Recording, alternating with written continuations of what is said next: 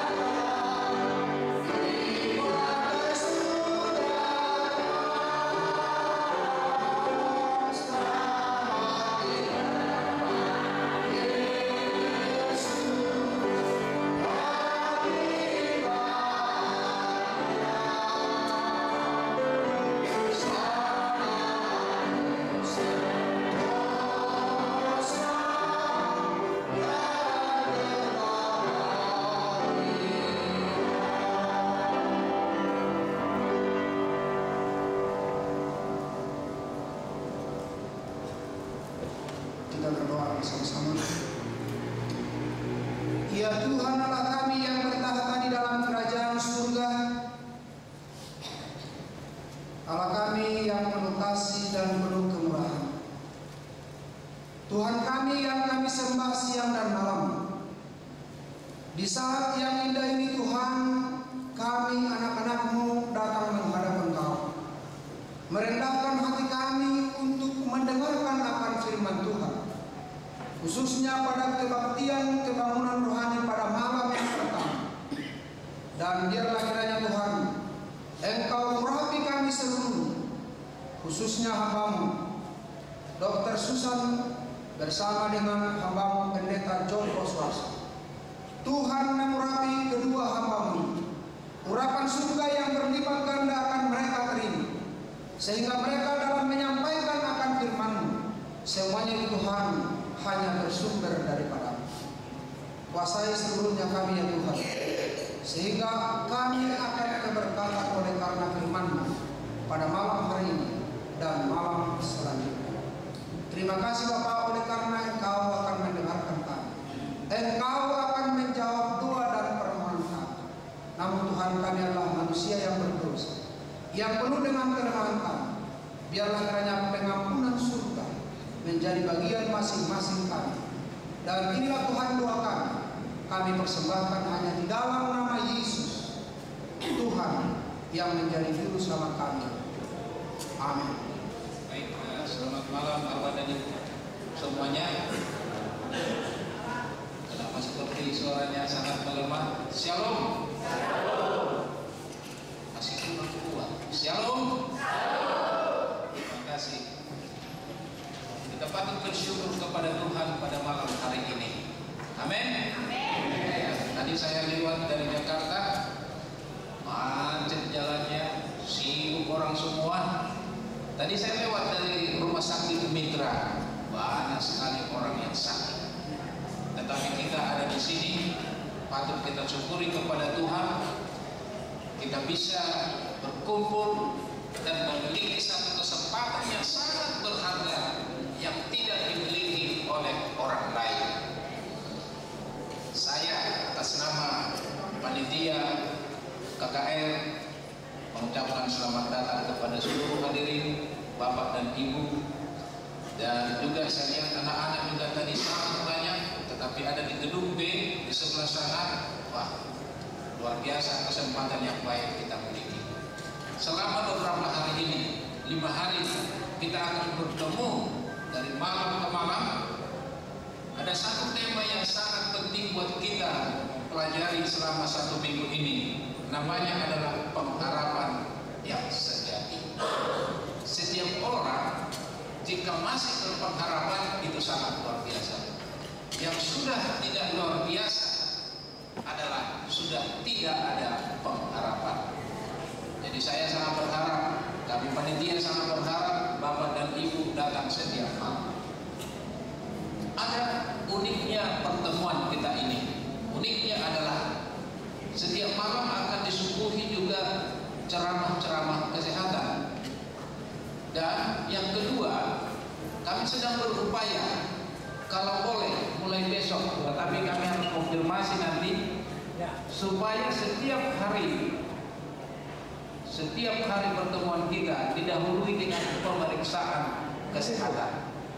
Ya, pemeriksaan kesehatan. Ini kita sedang upayakan. Tolong doakan supaya itu bisa kita realisasikan setiap malam. Nanti Bapak jika mau periksa kolesterol, jika mau periksa kadar gula dan juga asam urat, kita sedang upayakan itu mulai besok di tempat ini. Nanti pada penghujung acara ini kami bisa konfirmasikan kepada seluruhnya. Tentu senang semua bukan? Kalau bisa kita membuka firman Tuhan setiap malam dan juga diperiksa kesehatan dan juga diberikan ceramah kesehatan, wah luar biasa, ya sangat luar biasa.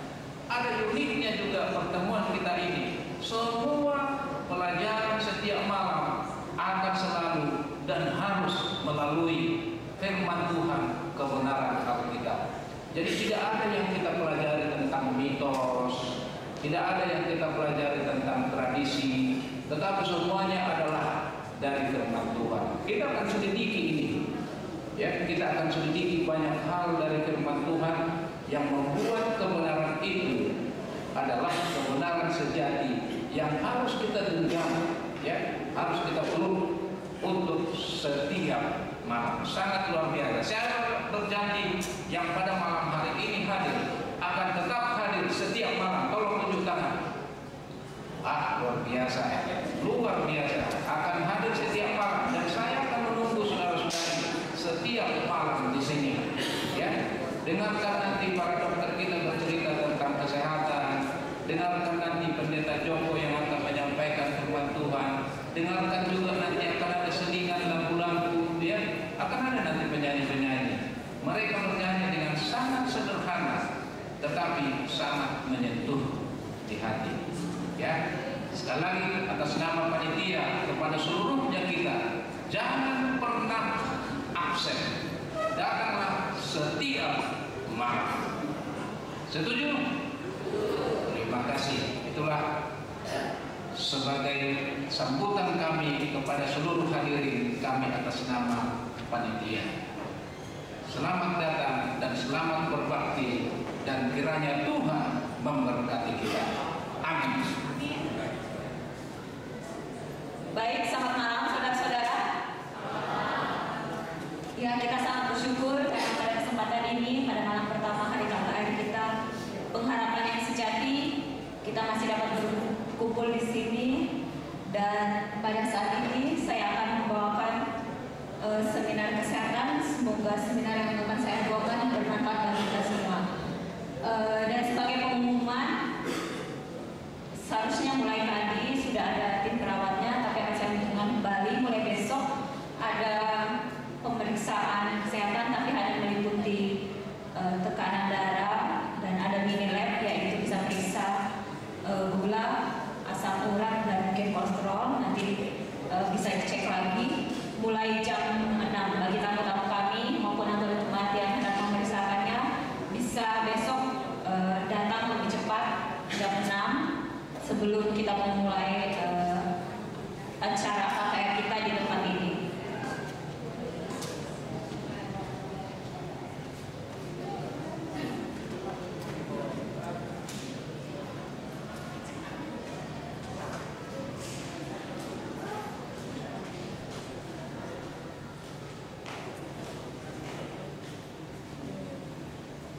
Oke, baik, pada malam ini saya akan membawakan judul seminar kesehatan, yaitu demam tifoid. Biasanya kalau kita sehari-hari biasanya mendengar lebih kenal dengan nama tipes atau tipes abdominalis atau bahasa lainnya enteric fever. Nah, kalau di sini ini tifoid ini menyebar di seluruh dunia, tapi yang high risk ini, di sini nggak terlalu kentara ya. Ini yang merah sekali, ini high risk, dan Indonesia ini termasuk di dalam kategori merah. Yang pink ini medium risk, resikonya menengah, dan yang warna kuning yaitu low risk. Dan di Indonesia ini merah dan bisa dikatakan endemis. Endemis itu berarti selalu ada, setiap tahun, setiap bulan selalu ada, nggak pernah hilang di Indonesia. Kenapa? Ini biasanya selalu dikaitkan dengan kegiatan penduduk, kepadatan penduduk, dan tingkat pendidikan penduduk. Demam tifoid ini yaitu penyakit demam akut yang disebabkan oleh kuman Salmonella typhi. Tapi tipes ini bukan hanya disebabkan Salmonella typhi, ada juga Salmonella paratyphi. Nah, paratyphi ini biasanya gejalanya lebih ringan daripada penyakit tipes yang disebabkan oleh Salmonella typhi.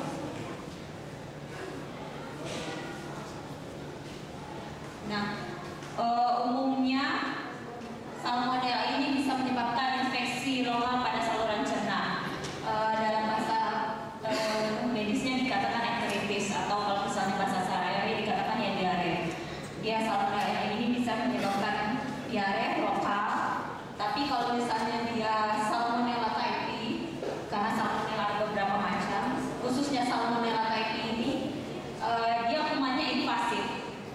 Artinya dia bisa menembus saluran dinding pencernaan, masuk ke dalam sistem darah kita, sehingga dia dapat menyebar ke seluruh tubuh, yaitu dapat menyebabkan infeksi sistem. Nah, ini gambar kumannya Salmonella typhi. Berikutnya biasanya golongan umur berapa yang terkena? Di Indonesia 91% penduduk usia 3 sampai 19 tahun yang terkena tipes ini, penyakit tipes ini. Dan kenapa sering pada usia 3 sampai 19 tahun? Anak-anak, biasanya anak-anak sering jajan di sembarang tempat. Dan mereka kalau misalnya melihat makanan atau jajanan yang baru atau yang menarik, pasti mereka ingin mencoba atau memakannya. Dan ini yang menyebabkan rata-rata usia terkena itu antara 3 sampai 19 tahun. Berikutnya bagaimana cara penularan kuman ini? Yaitu melalui makanan dan minuman yang terkontaminasi kuman.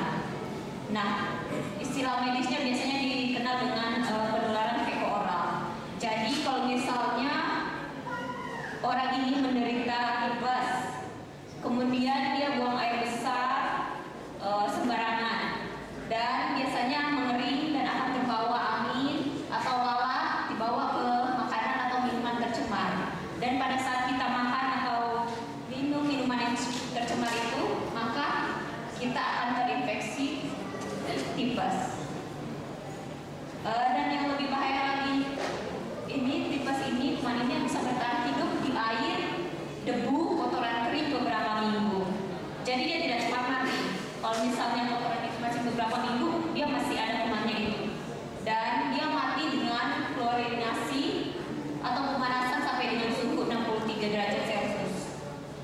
Jadi agak susah mati, sehingga pada daerah yang padat penduduk yang sanitasinya tidak baik, maka kemungkinan akan terkena tipes lebih besar lagi. Bagaimana masa inkubasi? Masa inkubasi ini adalah masa pada saat kuman itu masuk ke dalam tubuh dan masa dia menimbulkan gejala. Dari masuk sampai timbul gejalanya itu ada waktu. Nah, dia biasanya 5 sampai 40 hari, yaitu rata-rata 7 atau 14 hari ya. Bisa 1 minggu, 2 minggu. Bagaimana gejalanya? Gejalanya bisa ringan sampai berat. Nah, pada awalnya seperti flu. Jadi kadang-kadang kita cuma rasa demam, agak-agak batuk dikit, sakit tenggorokan, atau pegel-pegel. Nah, itu biasanya awal gejala penyakit. Dan yang khas ini, dia demam tinggi terus-menerus selama lebih dari 7 hari. 7 hari ditambah dengan ada gejala saluran cerna.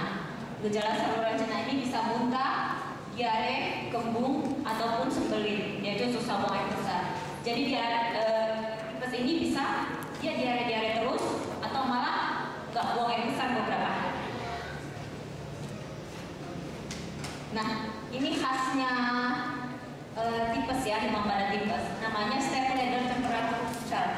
Jadi dia dari minggu pertama, misalnya dia demam di 37, dia makin lama makin naik, nggak pernah turun ke bawah, nggak pernah di bawah normal sini, makin naik selama seminggu, akhirnya sampai dia puncaknya bisa sekitar 40 derajat Celcius panasnya. Kemudian 1 minggu berikutnya dia tetap panas terus 40 derajat Celcius, dan baru setelah di atas 2 minggu mulai turun. Ini khas dia pada tipes. Dan dia biasanya demamnya di awal-awal minggu pertama ini. Kalau malam, kalau sore dia baru demam. Tapi kalau saya pagi-pagi, siang-siang dia udah enakan. Biasanya kalau anak-anak dia mulai bermain-bermain. Tapi pada sorenya kembali dia demam. Nah, ini gejala lain. Pada anak kecil biasanya seperti yang saya katakan tadi, nyeri kepala, malaise ini anaknya lemas, malas, bergerak, ada reksia, kurang nafsu makan, ada mualnya, ada nyeri ototnya, nyeri perut, ataupun sakit tenggorokan. Nah, pada anak-anak yang lebih besar dan dewasa, biasanya gejalanya lebih berat. Ada bradikardi relatif. Bradikardi ini denyut nadi kita. Biasanya kalau misalnya suhu kita naik 1 derajat, maka dia akan denyut nadi kita akan semakin cepat. Nah, kan biasanya normalnya di bawah 100. Kalau misalnya ini, walaupun dia panas 40, tapi nadinya kok nggak di atas 100, misalnya di bawah 100. Nah, itu namanya bradikardi relatif. Terus yang berikutnya lidah typhoid. Lidahnya ini tengahnya kayak kotor berselasuk warna putih, tapi pinggirnya kemerahan, kering, dan kadang-kadang suka bergetar. Nah, itu yang dinamakan lidah typhoid. Ini roseola spot ini, bintik-bintik kemerahan kayak bercak agak besar di tubuh kita. Nah, yang 3 ini merupakan 3 ciri khas pada tipes. Dan ini biasanya ditemukan pada orang dewasa atau yang lebih besar, pada anak-anak jarang. Berikutnya apa komplikasinya? Kenapa terjadi komplikasi? Nah, ini biasanya terjadi komplikasi kalau penanganannya tidak cepat dan tidak tepat. Kemudian kumannya resisten, kebal terhadap obat yang kita minum. Nah, ini dua hal ini bisa menyebabkan komplikasi. Apa itu komplikasinya? Komplikasi pertama pada intestinal, yaitu pada usus, bisa menyebabkan perdarahan. Nah, yang lebih parah lagi, selain perdarahan, bisa menyebabkan perforasi usus atau kita sebutnya bocor usus. Ususnya bisa bocor. Berikutnya yang ekstra intestinal di luar dari usus. Ini ensefalopati, ini bisa radang otak, meningitis, radang selaput otak, hepatitis, radang pada hati, dan miokarditis, ini pada jantung. Yang berikutnya chronic care. Ini kalau misalnya pengobatannya tidak adekuat. Jadi kita minum obat tidak pas atau dokternya nyaranin misalnya 10 hari, kita hari kelima udah rasa baik, kita stop antibiotiknya. Nah, ini bisa menyebabkan kumannya tinggal di dalam tubuh, tapi kita nggak rasa sakit, tidak menunjukkan gejala, nggak panas, nggak diare, tapi kita tetap membawa kuman itu di dalam tubuh kita. Itu yang disebut chronic care. Nah, yang berikutnya bisa relapse. Relapse ini berulang, tapi dia cuma sedikit, sekitar 5-10% kasus, dan biasanya dia muncul setelah 20 penghentian obat antibiotik, dan biasanya gejalanya lebih ringan. Berikutnya apa aja yang kita periksa kalau misalnya kita sakit tipes? Biasanya di rumah sakit kita periksa lab, ini darah rutin. Biasanya sel darah putihnya menurun, limfositnya meningkat, laju demam darahnya meningkat, dan ada berikutnya yang biasa sering, ini widal. Kita diperiksa widal. Ada darah lengkap, ada widal. Nah, biasanya titer O-nya lebih dari 120 atau peningkatannya 4 kali lipat. Ini biasanya diperiksa minggu kedua sampai keempat. Jadi jangan kita memaksa memeriksa baru 3 hari panas sudah diperiksa widalnya. Jadi bisa aja negatif, nanti setelah 1 minggu baru dia positif. Nah, yang terbaru sekarang ada pemeriksaan Tubex. Dia ini periksa antibody, ada juga Typidot, dan yang paling baru lagi Typidot M. Nah, kalau misalnya ini M ini menunjukkan bahwa itu fase akut, pada fase awal kita awal-awal kena penyakit tipes ini. Berikutnya bagaimana prinsip pengobatan tipes ini? Pada kebanyakan kasus biasanya dapat diobati di rumah. Hanya kita perlu tirah baring. Istirahat yaitu bed rest, bukan istirahat di rumah tapi kita kerja, bikin segala macam kerjaan rumah. Baru isolasi memadai, pemenuhan kebutuhan cairan, gizi, dan jangan lupa pemberian antibiotik. Nah, ini 3 prinsip pengobatan: suportif, medikamentosa, operatif. Suportif ini yaitu penunjang, biasanya cairan, diet, dan elektrolit. Jadi kalau misalnya anak-anak demam panas, kita motivasi banyak minum. Kalau makanan, kalau dulu-dulu kan makannya harus bubur sari, tapi ternyata setelah penelitian selanjutnya bisa diberikan nasi lembek atau biasa. Yang penting kita mengunyahnya bagus ya, sampai lembek. Baru jangan banyak mengandung serat. Jangan makan makanan yang berasa. Jangan makan makanan yang menimbulkan banyak gas. Nah, kalau misalnya kita muntah-muntah, otomatis makanan minuman tidak bisa masuk. Kita harus infus, yaitu untuk penggunaan cairan, elektrolit, dan nutrisi. Nah, medikamentosa ini bisa melalui minum oral, obat minum, atau obat suntik. Ini nama-namanya saya sebutkan saja. Kalau misalnya dosisnya nanti konsultasi ke dokter. Ini biasanya kita sudah dengar chloramphenicol, thiamphenicol, cotrimoxazole, amoxicillin. Kalau yang injeksi ceftriaxone, kalau obat minum cefixime. Nah, biasanya ada beda-beda ya tiap obat. Kalau misalnya chloramphenicol ini biasanya nggak 10 hari. Nah, tapi kalau misalnya kita bebas demam, seperti saya bilang tadi, setelah hari kelima, misalnya kita nggak rasa panas, terus kita hentikan obat, itu nggak boleh ya. Jadi kalau misalnya dokternya bilang 10 hari, walaupun udah rasa enakan, kita harus minum obatnya 10 hari. Karena kalau misalnya tidak sukses, maka kita akan menjadi pembawa kuman atau carrier. berikutnya biasanya ini kalau misalnya ada komplikasi, namanya kalau misalnya operasinya itu laparotomi, cuman sekedar pembukaan ya. Nah ini biasanya kalau misalnya ada komplikasi perdarahan atau bocor usus sehingga sampai radang pada selaput yang membungkus perut kita. Apakah penyakit tipes ini harus dirawat? Enggak ya, enggak semua.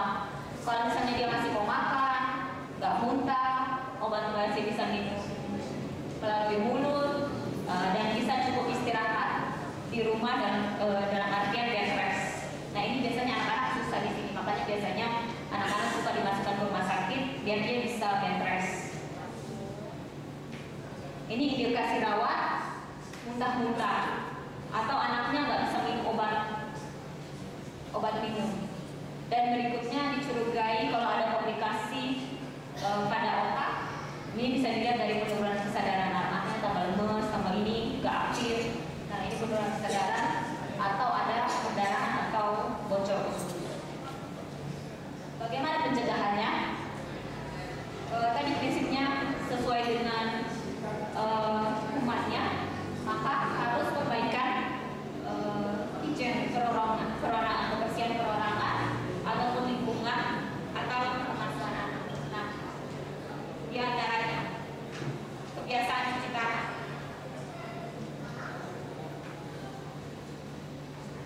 Kebiasaan cuci tangan, mengolah masakan dengan benar, selalu menutup makanan di meja, jangan jajan sembarang tempat, buang air besar dan sembarang tempat. Ini harus kita minum air bersih, penyediaan air bersih untuk makanan, minuman, dan menerapkan kebiasaan hidup bersih pada pengasuh anak. Nah, pada zaman sekarang kan orang tua sudah sibuk, jadi kita juga harus memperhatikan orang yang mengasuh anak-anak kita, apakah dia bersih atau enggak. Berikutnya cara pencegahan yaitu melalui imunisasi. Nah, vaksinnya ini bisa suntik, namanya timing, biasanya diberikan usia 2 tahun, diulang tiap 3 tahun. Berikutnya ada EPISA oral, namanya Pivcotiv, diberikan pada anak usia lebih dari 6 tahun. Biasanya 3 dosis, dia setiap 2 hari sekali. Diminum, biasanya diulang tiap 5 tahun. Nah, ini gambar yang obat vaksin yang oral yang diminum, dan ini yang disuntik. Biasanya disuntik di sini subkutan biasanya. Baik, demikianlah seminar kesehatan yang saya dapat bawakan. Mudah-mudahan informasi mengenai penyakit tipes ini dapat berguna bagi kita semua dan bagi anak-anak kita. Kiranya Tuhan memberkati kita. Selamat berbakti.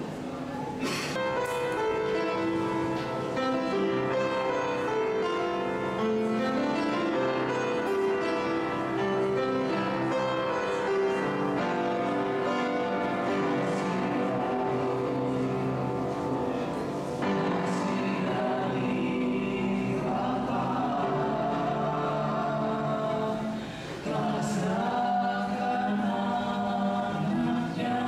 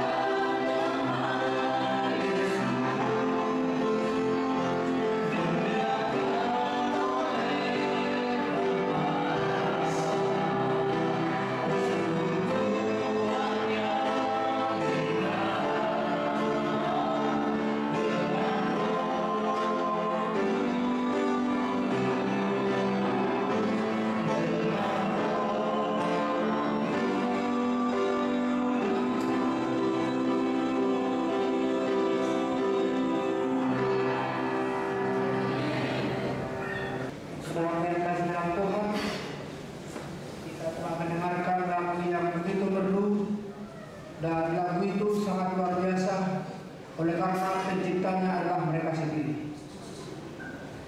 Ya, penciptanya mereka sendiri. Itulah sebabnya pada malam hari ini bagi saudara yang telah hadir sangat luar biasa isi dari firman atau dari lagu yang telah kita dengar.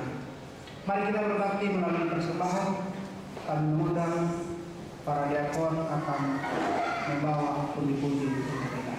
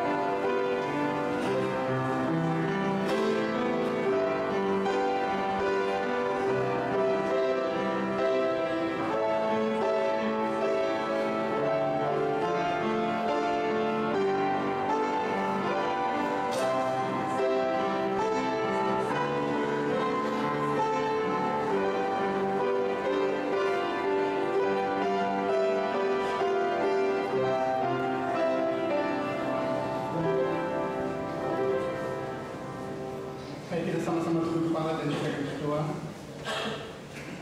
Bapa di sorga, kami mengucap syukur untuk segala berkat Tuhan.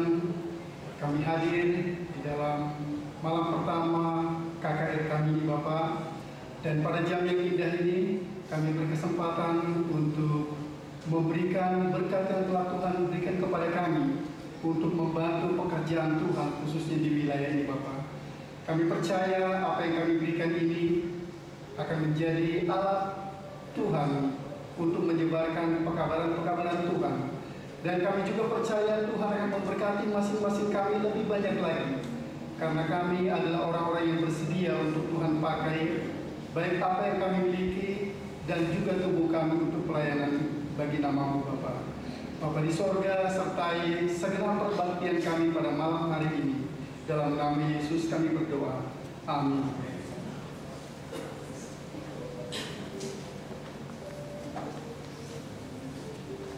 Baik saudara yang kasih dalam Tuhan, kita akan masuk dalam perbaktian kita untuk mendengarkan akan firman Tuhan yang akan disampaikan hamba Tuhan Pendeta Joko Suarso. Mari kita berdiri semuanya, kita menyanyi usiakan hatiku Tuhan.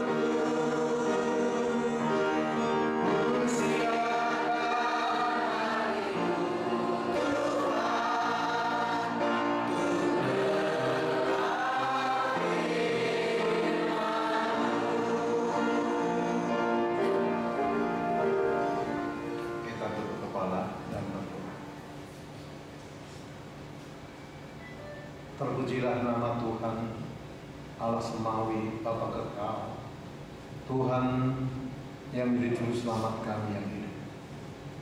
Kepadamu Tuhan kami datang membuka hati pikiran kami di hadapan-Mu. Saya memohon anugerah Roh Kudus menjamah lahan hati kami. Siapkan hati kami Tuhan untuk menerima pekabaran firman-Mu, agar hidup kami diubahkan, iman kami dikuatkan, kasih kami dapat ditumbuhkan, dan pengharapan kami untuk menanti kedatangan Tuhan semakin diteguhkan. Berbicaralah ya Tuhan dalam hati sanubari kami, dan kami sedia mendengar firman. Kami persembahkan ini dengan mengucap syukur. Saya mohon ampun Bapa segala dosa, kekurangan yang ada pada kami. Dalam nama Yesus Kristus, Juru Selamat dan Penebus kami. Amin.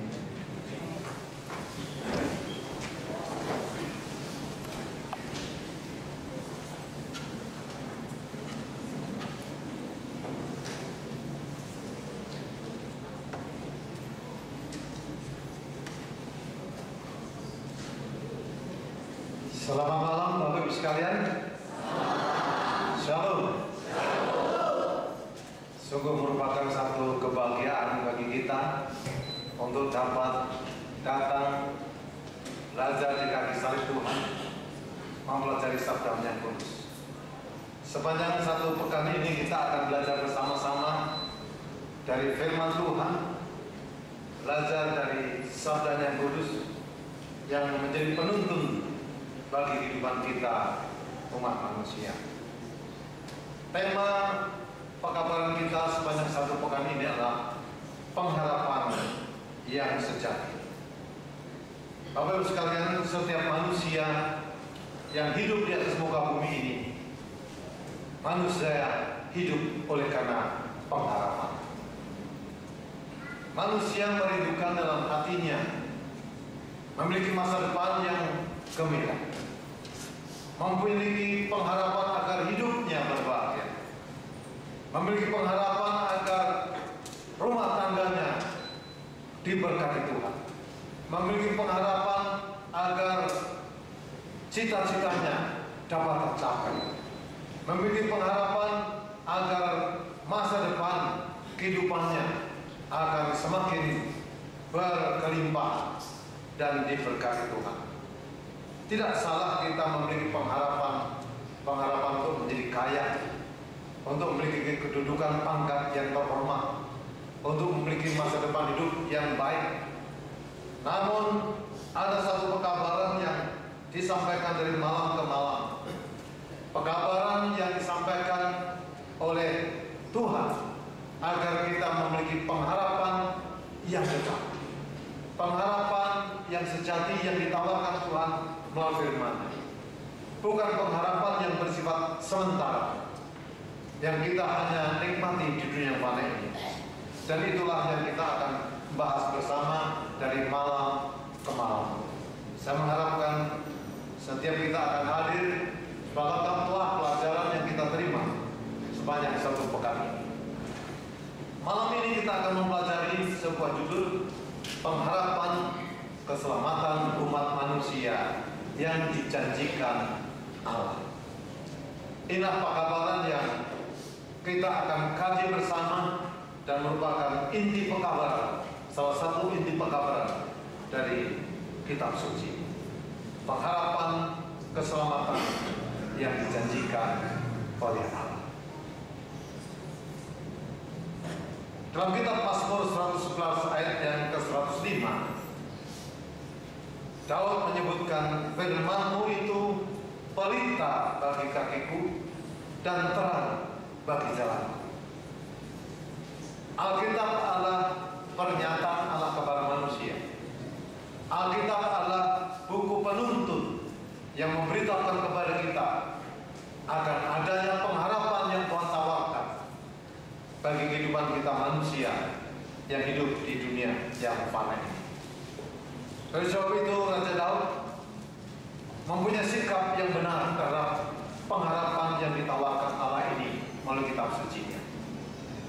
Raja Daud berdoa tunjukkanlah kepadaku jalan-Mu ya Tuhan, supaya aku hidup menurut kebenaran-Mu. Bulatkanlah hatiku untuk takut akan nama-Mu.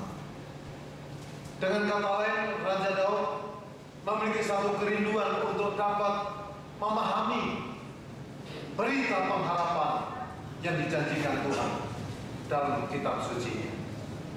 Daud mengharapkan ada petunjuk yang jelas yang dapat diikuti dalam kehidupannya untuk mengikut kebenaran Tuhan, jalan yang membawa kepada keselamatan. Saudaraku yang kasih, Roma pasal 8 ayat 24-25 mengatakan demikian. Sebab kita diselamatkan dalam pengharapan, tetapi pengharapan yang dilihat bukan pengharapan lagi. Sebab bagaimana orang masih mengharapkan apa yang dilihatnya. Tetapi jika kita mengharapkan apa yang tidak kita lihat, kita menantikannya dengan teguh.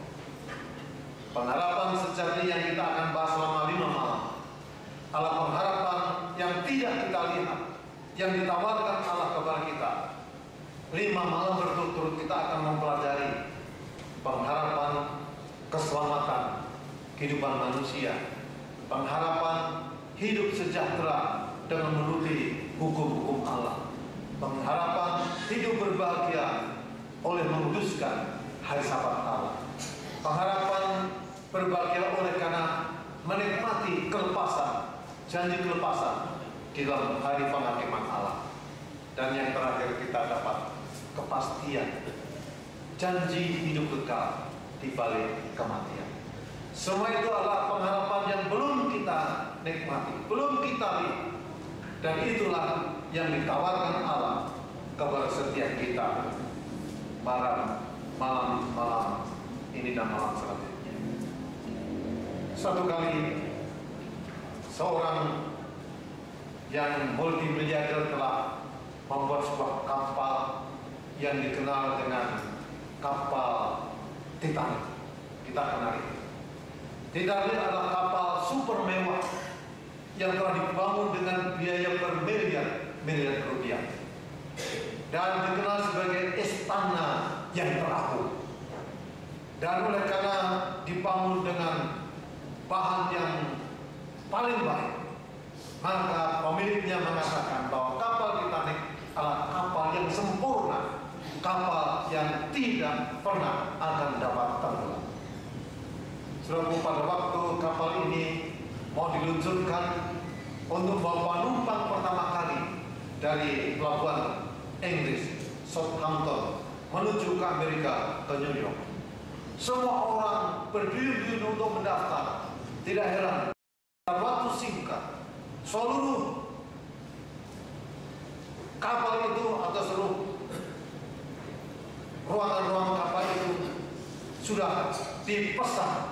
2.200 penumpang telah memesan, dan mereka membawa keluarganya dan membawa segala yang bisa dibawa, oleh karena mereka akan menikmati perjalanan yang indah dengan kapal yang sempurna, kapal yang tidak akan pernah dapat tenggelam. Sudah bisa bayangkan ruangan kapal itu penuh dengan orang-orang kaya, orang-orang miliarder yang ingin menumpang menikmati kapal yang sempurna ini. Berangkat tanggal 10 April tahun 1912 dari pelabuhan Southampton, Inggris. 2 hari kemudian dalam perjalanan mereka menempuh lautan yang disertai dengan ombak yang besar. Namun kapal ini melaju dengan tenang dan kencang. Tiba waktunya dapat berita bahwa di depan kapal mereka memasuki lautan yang penuh dengan bongkan-bongkan es yang besar. Tapi kapten kapal mengatakan, kita jalan terus, tidak perlu takut, karena kapal ini begitu sempurna dan tidak akan pernah dapat tenggelam. Dapat berita lagi, awas di depan Anda adalah gunung es yang kelihatannya munculnya kelihatan di atas hanya kecil, tapi di bawahnya itu merupakan gunung yang ada di bawah permukaan laut. Pada waktu berita diterima, kapten kapal masih belum sadar bahwa mereka menghadapi satu bencana yang bisa memporak-porandakan atau menenggelamkan kapal tersebut. Terlambat mereka bereaksi. Kapal itu melaju dengan kecepatan tinggi, dan pada waktu dicoba untuk menghindarkan dari tabrakan dengan gunung es, ternyata kapal itu menyinggung gunung es itu.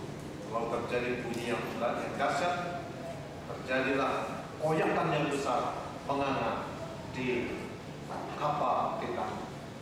Menabrak gunung es pada tanggal 14 April jam 11.40 malam, dan orang banyak panik. Namun mereka menyaksikan kapal itu tetap berdiri terapung dengan kokohnya. Namun air terus masuk. Dan kemudian diberitakan, barang siapa mau naik di kapal sekoci yang ada, silakan naik. Siapa tahu kapal ini nanti akan tenggelam. So bisa bayangkan, hanya ada 705 penumpang yang mau naik kapal sekoci, kapal penyelamat. Mereka lebih baik bertahan di kapal yang besar ini, oleh karena mereka takut kapal sekoci kecil akan diturunkan di laut yang gelap gulita dan belum tentu selamat menurut pendapat mereka. Dan pada akhirnya 705 orang inilah yang akhirnya selamat.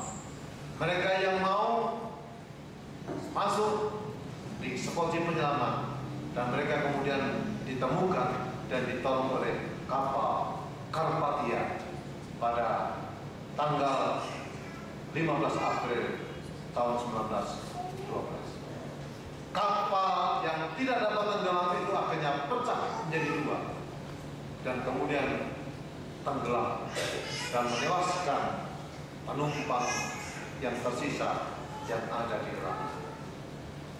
Saudara kasih, sekiranya dunia kita ini adalah kapal Titanic. Dunia digambarkan sebagai dunia yang diciptakan sempurna, dan manusia tidak pernah mengharapkan bahwa dunia ini akan terjadi malapetaka. Bila mana keadaan dunia serta situasi nampaknya tidak ada harapan, bagaimanakah sikap kita? Seluruh Alkitab memberitakan, sesungguhnya bencana yang menimpa dunia kita ini tidak direncanakan oleh Tuhan. Tuhan merencanakan bagi umat ciptaannya rancangan damai sejahtera, masa depan yang penuh harapan bagi manusia yang diciptakan. Kita baca dalam Yeremia pasal 29 ayat 11. Sebab aku ini mengetahui rancangan-rancangan apa yang ada padaku mengenai kamu, demikianlah firman Tuhan, yaitu rancangan damai sejahtera dan bukan rancangan kecelakaan, untuk memberikan kepadamu hari depan yang penuh harapan.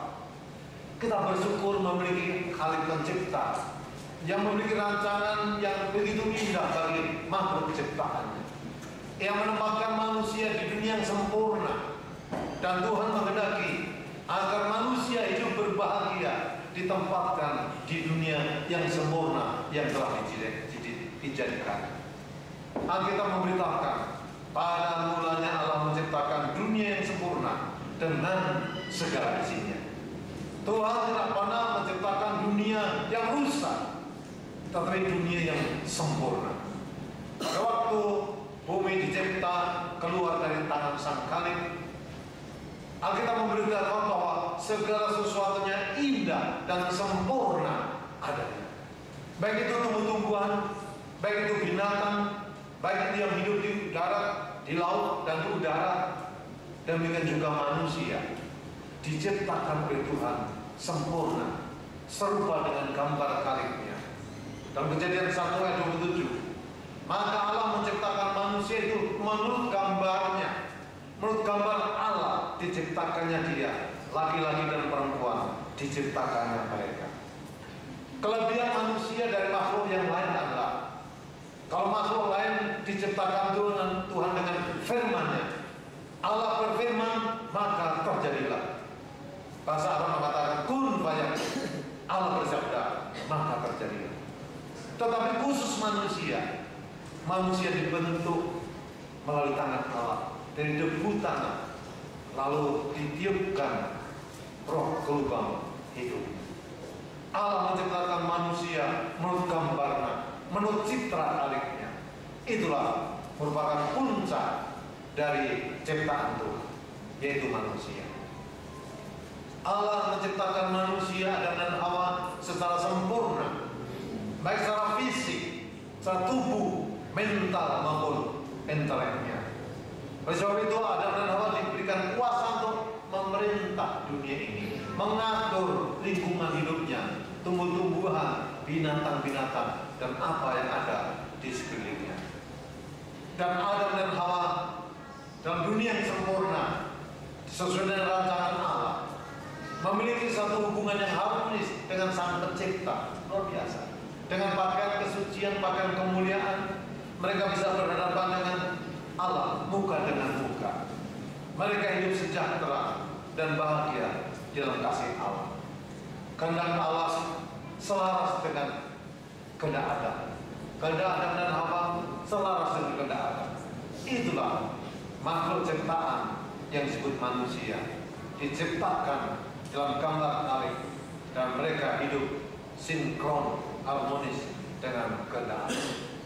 Besoknya dalam Kejadian pasal 1 ayat 31 ditutup dengan pernyataan, maka Allah melihat segala yang dijadikannya itu sungguh amat baik, sempurna, tiada cacatnya.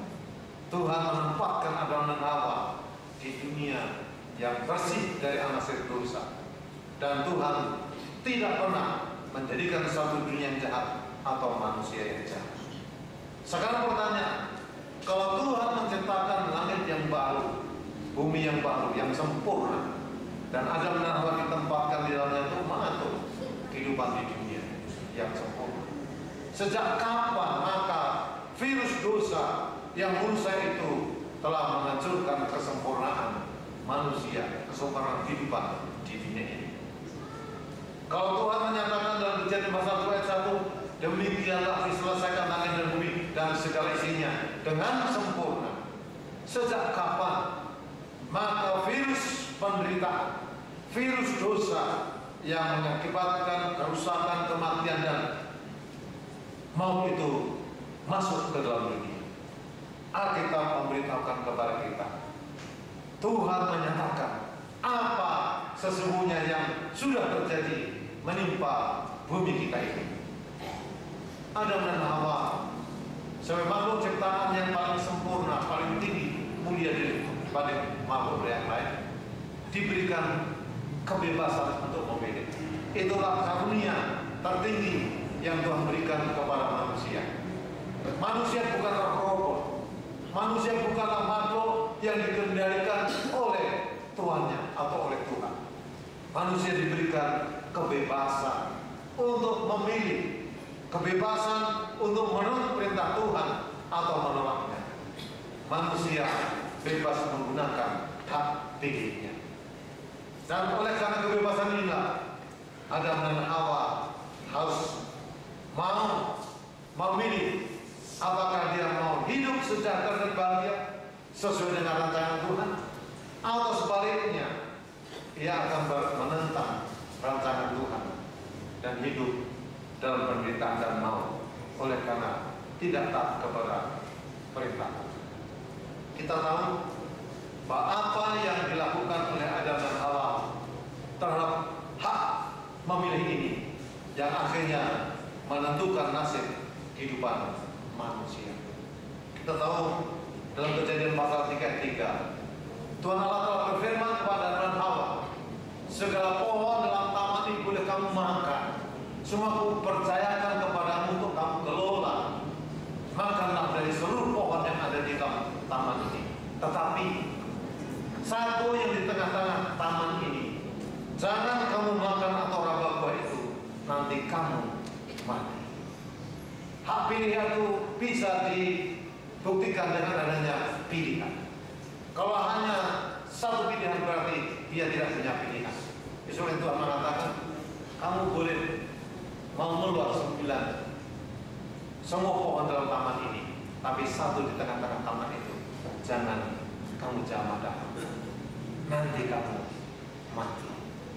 Tuhan menghendaki penurutan yang didasari oleh kasih, mengasihi pencipta yang telah menciptakan mereka, dan mengasihi sang pencipta yang telah memberikan seluruh sarana kehidupan yang disiapkan oleh Allah bagi kepentingan manusia.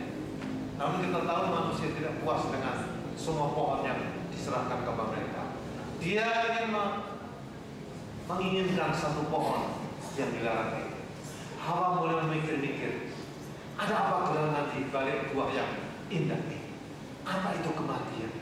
Apa itu maut? Bagaimana rasanya? Itu pertanyaan-pertanyaan yang ada dalam benak Adam dan Hawa.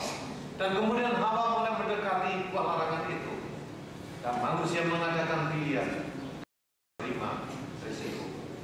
Ketika Hawa mulai menjamah buah itu, disitulah virus dosa mulai masuk ke hatinya, dan virus dosa telah muncul dalam hati manusia dan menyebabkan kejatuhan Adam dan Hawa dalam pelanggaran terhadap perintah Tuhan. Tidak ada dalam Roma pasal 5 ayat 12 dinyatakan di sana.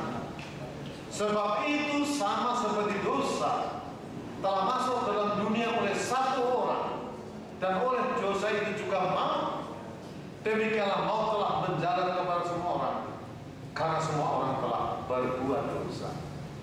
Maut tidak pernah direncanakan oleh Allah kita yang di surga. Allah yang Bapa Kasih dan Penyayang tidak merencanakan adanya kecelakaan. Allah ingin masa depan manusia penuh dengan kebahagiaan, memiliki hidup damai sejahtera, dan memiliki masa depan yang terbaik, hidup bersama-sama Tuhan di langit yang diciptakan Tuhan dan bumi yang sempurna yang diciptakan. Dan akibat dosa mereka, pelanggaran mereka, Adam dan Hawa bukan hanya kehilangan pakaian kemuliaan, pakaian kesucian, gambar salib itu juga dirusakkan. Dan bukan hanya itu, Allah harus memakaikan pakaian dari kulit domba ke tubuh Adam dan Hawa yang kelihatan sudah telanjang, kehilangan pakaian kesuciannya. Dan kemudian Allah memerintahkan seorang malaikat untuk mengusir Adam dan Hawa keluar dari Taman Eden, Taman Firdaus Allah. Mereka bukan hanya kehilangan satu pohon yang telah ada di tengah taman yang dicoba dipetiknya, tapi mereka kehilangan semua pohon yang ada di Taman Eden. Mereka keluar dari Taman Eden dan hidup di dunia yang kena kutuk oleh dosa mereka. Baik, apa akibat kejahatan Adam dan Hawa? Tubuhnya yang tadi diliputi dengan kemuliaan Allah, pakaian itu hilang lenyap, dan tubuh kesucian itu sekarang menjadi fana. Kemudian kehendak manusia yang tadinya sinkron dengan kehendak Tuhan, harmonis dengan kehendak Tuhan, sekarang kecenderungan hatinya melawan kehendak Tuhan. Apa yang dikehendaki Tuhan tidak mereka turuti. Ada kecenderungan untuk berbuat yang sebaliknya. Lalu mental rohaninya merosot, terpisah dari kesucian Allah. Dari generasi kepada generasi, moral manusia semakin merosot, karena terpisah dari kesucian Allah, dari keindahan tabiat Tuhan. Roma pasal 3 ayat 23 mengatakan, karena semua orang telah berbuat dosa dan telah kehilangan kemuliaan Allah. Apa dibuat oleh virus dosa? Kodrat hati dan tabiat manusia dirusakkan, dan manusia telah kehilangan damai sejahtera, kehilangan kesejahteraan hidupnya, kehilangan kebahagiaannya dari dalam hatinya. Dosa menyebabkan manusia kehilangan hidup sejahtera, hidup bahagia dan damai. Ada dua hal yang dinyatakan oleh firman Tuhan, apa yang telah dibuat dosa terhadap manusia. Ada dua hal yang sangat penting, sangat vital yang dibuat oleh dosa terhadap manusia. Yang pertama, Dosa ternyata kemudian telah memperhamba manusia. Dengan kata lain, manusia kemudian diperbudak, dikuasai, dibelenggu oleh keinginan untuk berbuat dosa. Hati manusia dicengkram oleh keinginan-keinginan perbuatan dosa. Dalam Roma 6 ayat 16, apakah kamu tidak tahu bahwa apabila kamu menyerahkan dirimu kepada seseorang sebagai hamba untuk mentaatinya, kamu adalah hamba orang itu yang harus kamu taati, baik dalam dosa yang memimpin kamu kepada kematian, maupun dalam ketaatan yang memimpin kamu kepada kebenaran. Dosa telah mencengkram hidup manusia.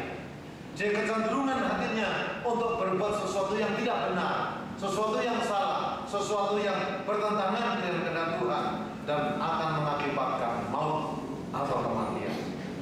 Sebaliknya, kehidupan dalam ketaatan dari kehidupan manusia itu sangat sulit dilakukan sebelum Tuhan campur tangan untuk merubah hati manusia melalui kuasa kasih karunia. Lalu yang dibuat oleh dosa yang kedua, dosa telah menceraikan manusia dari Khaliknya. Oleh karena pakaian kesucian itu hilang, padahal Allah itu maha suci, maka manusia tidak bisa berhadapan muka dengan muka lagi. Kesucian Allah seperti api yang menghanguskan terhadap orang yang berdosa. Sebabnya mereka dipisahkan dari Allah yang maha suci, agar mereka tidak binasakan oleh kesucian Allah seperti api yang menghanguskan. Dosa telah memisahkan manusia dari sumber kebahagiaan, sumber damai sejahtera, sumber kehidupan berkah.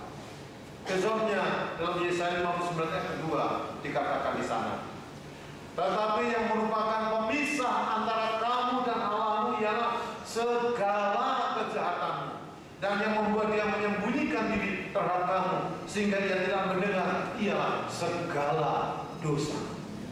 Dosa telah memisahkan kita dari Allah, dan dosa telah menyebabkan Allah tidak mendengar akan doa-doa kita, karena dosa merupakan kebencian bagi Tuhan.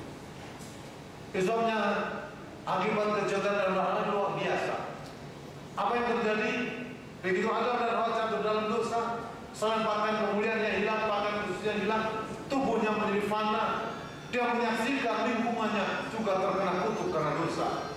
Dia melihat daun-daun mulai berguguran. Tadinya tidak pernah menyaksikan daun itu berguguran, sekarang ada daun lain kuning lalu berguguran. Binatang yang tadinya hidup rukun, sekarang dia melihat binatang saling menerkam satu dengan lain menjadi binatang yang buas. Bahkan anak Adam yang disaksikan oleh mata Adam sendiri mau membunuh adiknya Kain, membunuh adiknya sendiri Habil, dan Adam melihat, Hawa melihat, malapetaka dan krisis demi krisis mereka saksikan. Terjadinya penderitaan di dunia ini, penyakit yang merajalela, duka cita di merambah setiap manusia, kekecewaan, bahkan kematian dan maut. Itulah yang dinyatakan Allah melalui sabdanya. Kita diberitahukan bahwa dosa telah masuk ke dunia melalui kejahatan Adam dan Hawa, dan kita semua menjadi pewaris akibat dosa Adam dan Hawa, memiliki tubuh yang fana, yang dapat mati, dan oleh karena berdosa maut akan menimpa setiap manusia. Dalam Roma 6 ayat 23, sebab upah dosa ialah maut. Tapi yang perlu kita garis bawahi, yang harus kita mengerti, maut adalah kematian yang menjamah setiap manusia karena manusia sudah berdosa. Namun maut adalah lebih dari hanya sekedar mati secara tubuh. Kematian tubuh kita ini adalah kematian yang kita warisi dari Adam dan Hawa.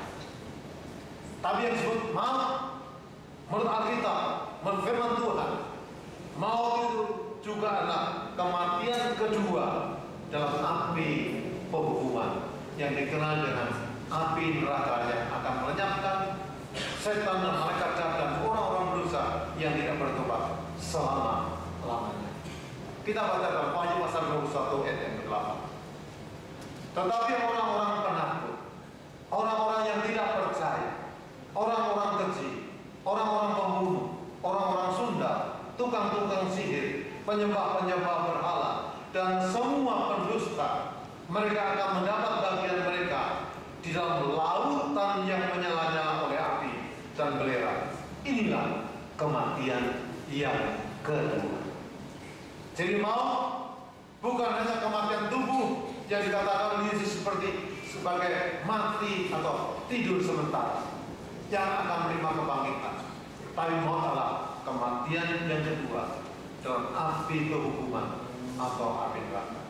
Semua orang berdosa yang tidak bertobat, siapapun itu, akan menerima api kehukuman. Sebaliknya, siapapun orang berdosa yang mau mengaku dosanya, bertobat di hadapan Tuhan, menerima Yesus sebagai juru selamat pribadinya, dan mereka dijadikan menjadi manusia baru, mereka akan terhindar dari kematian yang kekal.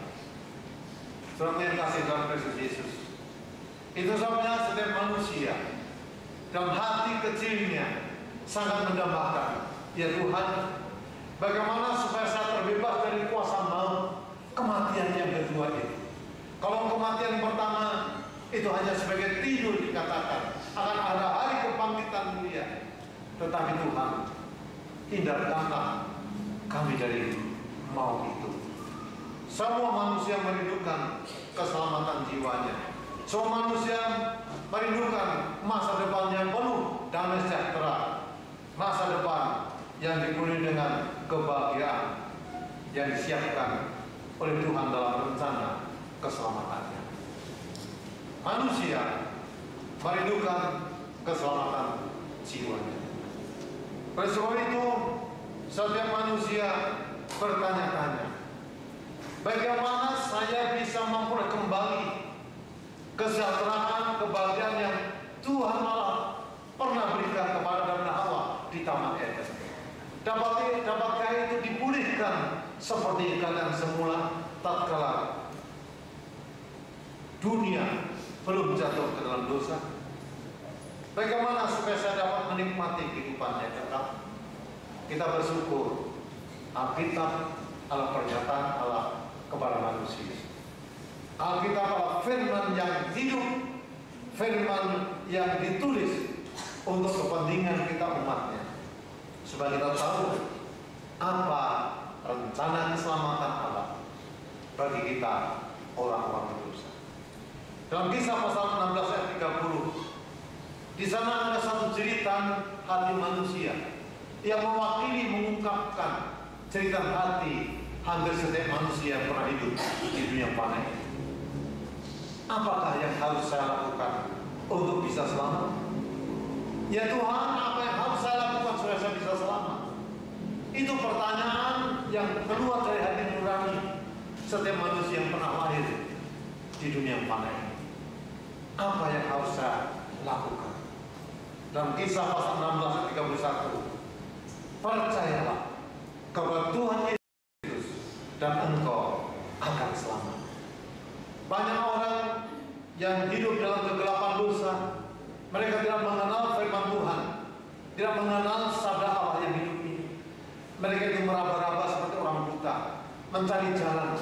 Bagaimana saya bisa selamat? Adakah jalan keampunan dosa yang Allah tawarkan?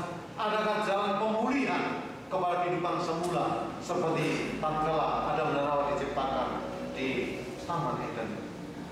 Saudaraku, manusia rindu supaya bebas dari kuasa maut yang mengerikan itu, dan mereka mencoba mencari jalan sesuai dengan apa yang dirasanya benar. Ada orang bertapa, menyiksa tubuh, bertapa berhari-hari lamanya. Kalau kita tanyakan kenapa Anda bertapa, 1 minggu tidak makan, tidak minum, sangat panas badannya, katakan hanya untuk dapat menghapus dosa yang ada di dalam diri saya. Ada yang berpuasa berlama-lama, ada yang menyiksa diri, dan mereka kalau ditanyakan Untuk apa semua itu? Supaya mendapatkan keampunan atas dosa-dosa. Sekarang kita bertanya, bagaimana manusia berbuat sesuai apa yang dia ingin menurut perasaan hatinya benar.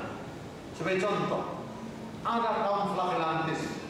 Kaum flagellantis ini hidup di beberapa negara di India, Singapura, Filipina, dan di negara lainnya. Mereka memiliki suatu kebiasaan menyiksa tubuh, karena tubuh dianggap penyebab dosa. Jadi tubuh ini harus disiksa supaya akhirnya dia mendapatkan keampunan dosa. Mereka menyiksa diri dengan berjalan memakai terompak paku. Sudah bisa melihat di gambar itu, terompak paku yang tajam, atau mereka berguling-guling di atas duri-duri yang tajam. Sudah lihat itu. Ini semua adalah duri-duri yang tajam dan mereka berguling dan sudah lihat tubuhnya penuh dengan darah. Kalau kita tanyakan, kenapa Anda mau melakukan upacara yang mengerikan seperti ini? Mereka katakan, adalah supaya dosa saya diampuni, supaya saya dikuduskan oleh Tuhan. Menyiksa diri dengan menusuk bagian-bagian dari tubuh. Saya bisa lihat dikasih pembeban, mata kain lalu dikasih beban. Ada juga toreh-toreh dengan pisau yang tajam. Semua itu dilakukan hanya untuk memperkenan hati Tuhan, supaya dosa-dosa mereka diampuni dan disucikan oleh Allah. Itulah kepercayaan kaum flagellantis. Ada lagi kaum firewalkers. Mereka merasa bahwa api itu memiliki kuasa menyucikan. Sebabnya mereka berjalan dengan tanpa sepatu, dengan kaki telanjang. Mereka berjalan di atas bara api yang sangat panas. Bahkan ada yang berjalan di atas pecahan-pecahan kaca yang tajam. Kalau kita tanya kenapa saya melakukan bunyi daging yang terbakar, luar biasa. Mereka tahan sakit, menahan sakitnya. Dan kalau kita tanyakan kenapa saya menyiksa seperti ini, hanya satu pengharapan, supaya mereka mendapatkan keampunan dosa dan menjadi pewaris kerajaan surga. Saudaraku, firman Allah melalui kitab sucinya dalam kitab Nabi Sulaiman, kitab Amsal Salomo pasal 16 ayat 25. Ada jalan yang disangka lurus, tetapi ujungnya menuju maut. Ada jalan yang disangka orang benar, tetapi ujungnya menuju kebinasaan.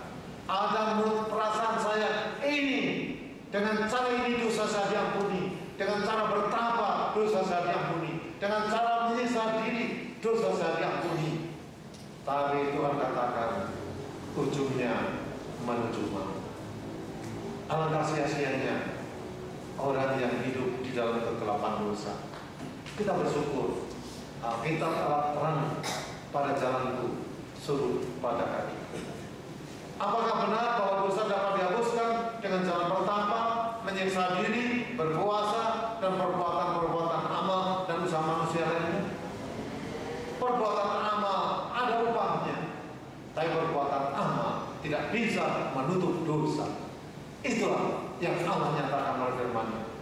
Manusia tidak bisa menutupi dosanya, tidak dapat mengampuni atau menghapus dosa. Sebabnya kita memberitahukan rancangan Allah, rencana keselamatan yang dijanjikan Allah kepada kita manusia. Adakah Allah yang Maha Pengasih dan Penyayang menyediakan jalan keampunan dosa dan jalan keselamatan bagi kita manusia? Adalah rencana Allah untuk menolong manusia supaya bisa hidup sejahtera, supaya dipulihkan dalam keadaan semula dan bebas dari kuasa maut dan hidup kekal selama-lamanya. Adakah hal ini direncanakan Tuhan? Pada waktu Adam dan Hawa jatuh dalam dosa, ada satu pertanyaan yang ditanyakan oleh manusia.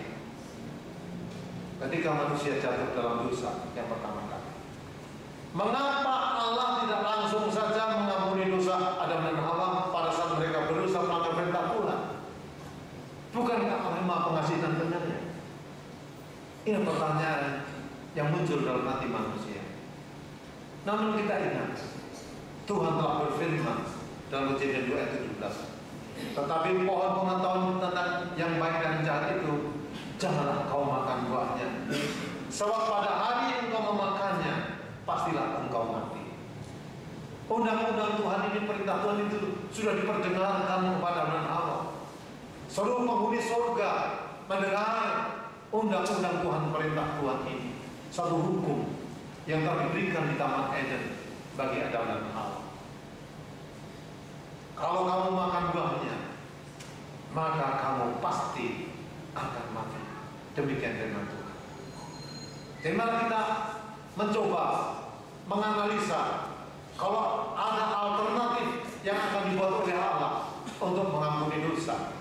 Kemungkinan pertama, jikalau Tuhan mengampuni Adam dan Hawa saat itu, maka hal ini bertentangan dengan sifat keadilan Allah.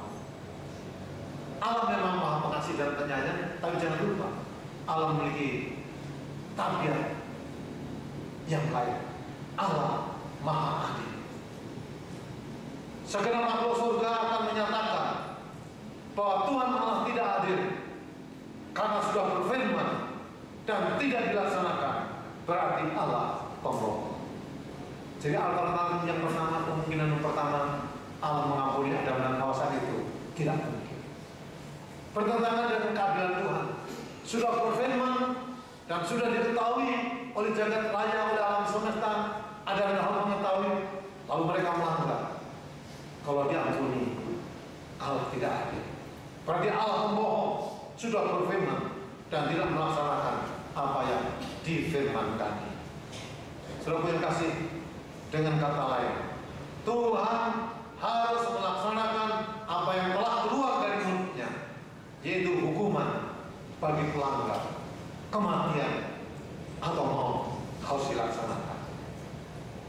Ini alternatif yang pertama.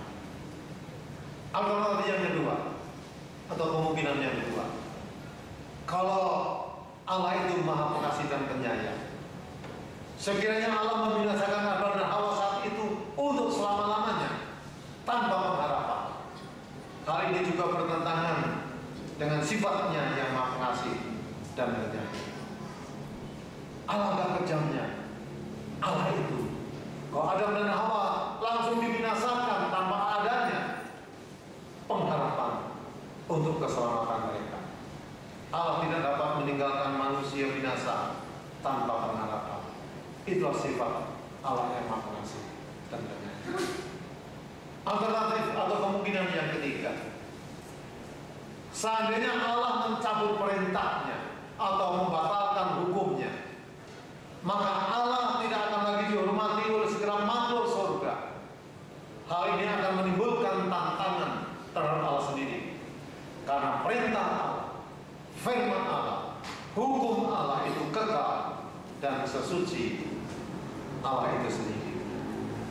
Saudara bisa bayangkan, tiga alternatif ini tidak mungkin dilakukan oleh Tuhan. Lalu apa yang dibuat oleh Allah kepada Adam dan Hawa, kepada manusia yang telah jatuh dalam dosa? Allah membuat rancangan keselamatan. Allah dalam Maha Kasih-Nya sudah membuat satu rancangan demi masa depan hidup manusia. Dia tidak ingin manusia binasa selama-lamanya. Dan itulah yang telah dibuat Allah bagi kita. Kitab Injil Yohanes 3:16 merupakan inti pekabaran Allah dalam kitab sucinya. Yohanes 3:16, karena begitu besar kasih Allah akan dunia ini, sehingga Ia telah mengaruniakan anaknya yang tunggal, supaya setiap orang yang percaya kepadanya tidak binasa, melainkan beroleh hidup yang kekal. Karena begitu besar kasih Allah akan dunia ini kepada Adam dan Hawa dan dunia yang terjatuh dalam dosa ini, sehingga dikaruniakannya Sang Firman itu, Yesus, Allah Sang Firman itu, untuk menjelma menjadi manusia dan tinggal di antara manusia dan mati bagi korban penebusan manusia, menanggung kutuk dosa maut bagi kepentingan Adam dan Hawa dan keturunan. Sebab setiap orang yang percaya kepada Sang Mesias atau kepada Yesus Kristus atau Isa Masih itu tidak binasa, melainkan beroleh hidup yang kekal. Itulah rancangan keselamatan yang ditawarkan Allah kepada manusia yang telah jatuh dalam dosa. Yesus Kristus adalah jawaban Allah atas masalah krisis dosa. Dalam Yohanes pasal 1 ayat 1 sampai 3 dan 14. Pada mulanya adalah firman. Firman itu bersama-sama dengan Allah, dan firman itu adalah Allah. Firman itu telah menjadi manusia dan diam di antara kita, dan kita telah melihat kemuliaannya, yaitu kemuliaan yang diberikan kepadanya sebagai anak tunggal Bapa, penuh kasih karunia dan kebenaran. Yesus, Allah Sang Firman, diutus menjelma menjadi manusia dan tinggal di antara kita, mengenakan tubuh kemanusiaan agar dia bisa merasakan maut demi kepentingan Adam dan Hawa dan kita makhluk manusia keturunannya. Kepada Adam dan Hawa Allah berjanji di Taman Eden pada waktu mereka jatuh dalam dosa bahwa Sang Penebus akan datang ke dunia, Juru Selamat akan dikorbankan untuk keselamatan mereka, tumbal penebusan dosa. Hanya Allah yang dapat menyediakan solusi penebusan dengan harga yang sangat mahal, yaitu dengan melalui pengorbanan Yesus Kristus yang disebut sebagai anak domba Allah yang dikorbankan untuk dosa Adam dan Hawa. So bisa melihat Adam dan Hawa harus menumpangkan tangannya di atas kepala domba yang tidak bercacat celah, mengakui dosanya, selambang dosanya ditanggungan, dipindahkan kepada domba yang tidak bercacat celah. Lalu harusnya Adam dan Hawa mati oleh karena dosa, maut oleh karena dosa, upah dosa maut. Tapi sekarang dosa yang sudah dipindahkan kepada domba itu harus menanggung maut. Domba itu harus disembelih, darahnya harus dicucurkan, dan itu sebagai lambang. Bukan darah domba itu yang mengampuni dosamu, Adam dan Hawa, tapi darah perjanjian yang akan kukaruniakan kepadamu kelak, yaitu darah anak domba Allah, yaitu Yesus Kristus, yang akan dikorbankan untuk pengampunan dosa. Dialah yang akan menanggung kutuk dosa bagimu. Allah menyediakan solusi terhadap masalah krisis dosa. Saudaraku, janji Tuhan dengan jelas mengatakan, ini Injil pertama diperdengarkan di Taman Eden. Aku akan mengadakan permusuhan antara engkau, iblis, dengan perempuan ini, itu dengan Hawa, antara keturunanmu dan keturunannya. Keturunan Hawa akan meremukkan kepalamu, iblis, dan engkau akan meremukkan tumitnya. Inilah berita pengharapan yang didengar oleh Adam dan Hawa, bahwa dari benih keturunannya nanti akan lahir Sang Mesias, Juru Selamat, yang akan meremukkan kepala ular, yang akan meremukkan iblis, akan membinasakan roh dajjal itu. Dan Isa Al-Masih atau Yesus Kristus itulah tumpuan pengharapan keselamatan dari manusia. Yesus rela menanggung kutuk dosa bagi kepentingan manusia. Di sini Allah memberikan kepada manusia janji keselamatan, satu pengharapan untuk hidup kekal di masa yang akan datang. Pengorbanan Yesus Kristus, anak domba Allah bagi keselamatan manusia, bagi jalan kampunan dosa kita, dan bagi pemulihan kita kepada kehidupan yang direncanakan Tuhan. Dan Bapak Saudara, janji kedatangan Mesias itu telah digenapi. Kalau ribuan tahun yang lalu setiap nabi memberitahukan kapan Mesias akan datang, dengan tanda bintang di langit dia akan datang, dia akan lahir dari seorang anak darah, dia akan lahir di Betlehem Efrata, dan masih banyak ratusan ayat yang lain memberitahukan tentang kedatangan Mesias lahir ke dunia. Dan itu digenapi 2000 tahun yang lalu. Mesias itu lahir ke dunia tepat memenuhi semua nubuatan yang diilhamkan oleh para nabi Tuhan. Sang Penebus, Juru Selamat manusia terlahir di kandang domba di sebuah palungan yang hina. Dan hari kelahiran Mesias, hari kelahiran Yesus Kristus telah digunakan sebagai tonggak sejarah menjadi tahun Masehi tahun Masehi atau tahun yang sekarang kita pakai. Tahun sekarang adalah dimulai dari tahun kelahiran Yesus, tahun Masehi. Saudaraku, Yesus telah lahir ke dunia ini dengan tanda yang diucapkan oleh para nabi bahwa dia menjelma menjadi manusia. Yesus yang disebut Kristus, yang disebut juga Mesias, yang disebut juga Al-Masih, yang artinya Juru Selamat yang ditetapkan Allah. Kristus, Mesias, Al-Masih dari berbagai bahasa artinya sama, Juru Selamat yang ditetapkan Allah, Juru Selamat yang diutus Allah untuk keselamatan manusia. Yesaya 7:14 dan dikenapi dalam Injil Lukas 1:31. Jadi kita bersyukur bahwa Allah memberikan kepada manusia pengharapan. Allah yang Maha Pengasih tidak ingin kita manusia binasa selama-lamanya dalam maut kematian yang kedua. Yesus rela mati untuk keselamatan kita. Kalau Yesus telah rela datang ke dunia dan maju di kayu salib untuk dikorbankan, di Taman Getsemani Yesus rela meminum cawan murka Allah, kutuk dosa maut untuk kepentingan kita. Maut itu ditanggungnya. Juru Selamat rela mati sebagai tumbal korban penebusan, tumbal pelepasan, pembebasan kemerdekaan kita dari belenggu dosa demi keselamatan manusia dari kuasa maut. Saudaraku, dalam kitab Ibrani pasal 2 ayat 9 mengatakan, tetapi dia yang untuk waktu yang singkat dibuat sedikit lebih rendah daripada malaikat-malaikat. Bagaimana alasan firman sekarang harus mengenakan tubuh manusia lebih rendah dari malaikat? Dia sang pencipta sekarang mengenakan tubuh kemanusiaan lebih rendah dari malaikat, yaitu Yesus. Kita lihat yang oleh karena penderitaan maut dimahkotai dengan kemuliaan dan hormat sebagai kasih karunia Allah, ia mengalami maut bagi semua manusia. Yesus rela datang ke dunia untuk mengemban misi Allah Bapa, yaitu dikorbankan sebagai korban penebusan bagi keselamatan manusia. Dan setelah dia mengalami maut bagi kepentingan manusia, Yesus dimahkotai dengan kemuliaan dan hormat. Dalam kita disebutkan Yesus diberikan kuasa tertinggi di dunia dan akhirat, yang akan datang kembali ke dunia menjadi hakim yang adil pada hari kedatangan yang kedua kali.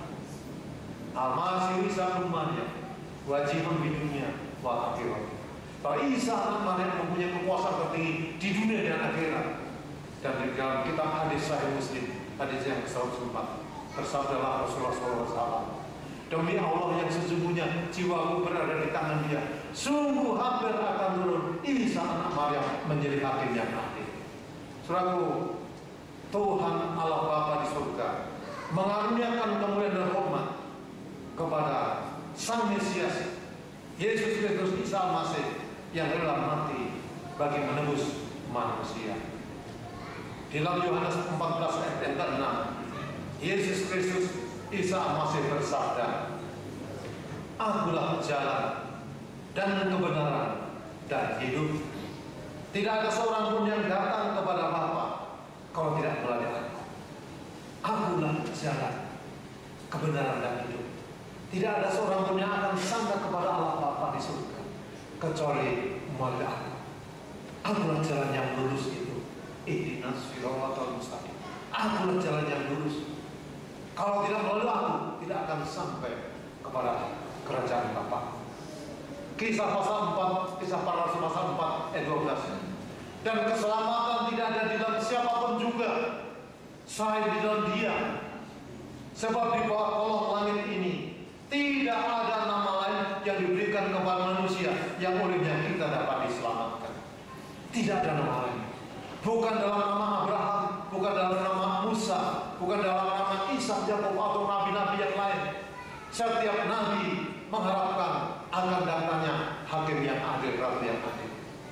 Dialah juru selamat dunia yang telah mati, kuburkan, bangkit, dan diangkat naik ke surga, yang berjanji akan datang kembali ke dunia untuk menghakimi dunia, memisahkan mana yang selamat, mana yang menerima hukuman yang kekal, mana yang masuk surga, dan mana akan mewarisi api neraka. Saudara yang kasih, Nabi Yesaya mengatakan bahwa Dia tertikam oleh karena pemberontakan kita, Dia diremukkan oleh kejahatan kita. Ganjaran yang mendatangkan keselamatan bagi kita ditimpakan kepadanya, dan oleh bulu-bulunya kita menjadi sembuh. Kita sekalian sesat seperti domba, masing-masing kita mengambil jalannya sendiri, tetapi Tuhan telah menimpakan kepadanya kejahatan kita sekalian. Oh saudaraku, lihatlah kayu salib itu, disitulah penderitaan Sang Mesias. Kejahatan kita ditimpakan kepadanya, untuk dosa maut itu ditimpakan kepadanya, sebab kita tidak mengalami maut lagi, oleh karena kita telah menerima Dia sebagai juru selamat pribadi kita. Pertanyaan, bagaimana dengan orang-orang di perjanjian lama? Dulu kala sebelum Isa Masih datang dan dikorbankan di atas kayu salib untuk penebusan manusia. Bagaimana hidup para nabi seperti Nabi Nuh, Ibrahim, Nabi Musa, Nabi Daud, Salomo, dan lain-lain sebagainya? Bagaimana mereka diampuni dosanya? Bagaimana mereka menerima keselamatan dari Tuhan? Apakah mereka juga diselamatkan oleh iman melalui percaya pada Yesus Kristus? Bukankah Yesus Kristus itu belum lahir ke dunia dan belum dijadikan korban untuk penebusan manusia? Ini pertanyaan yang sangat bagus. Saudaraku, mereka diselamatkan melalui upacara korban. Dengan mengaku percaya kepada Juru Selamat, kepada Yesus Kristus yang dilambangkan oleh anak domba korban, sambil mengakui dosa-dosa mereka.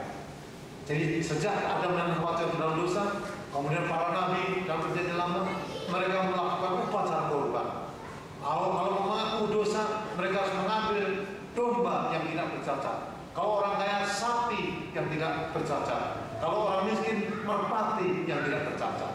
Kenapa tidak bercacat? Karena itu melambangkan Yesus Kristus, Juru Selamat, penebus yang tidak bercacat.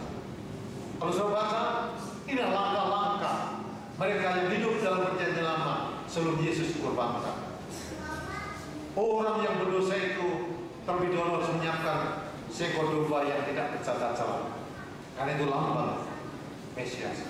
Lalu yang kedua, orang yang berdosa itu harus bersujud sambil meletakkan tangannya ke atas kepala domba dengan mengakui dosa-dosanya dan memohon ampunan kepada Allah.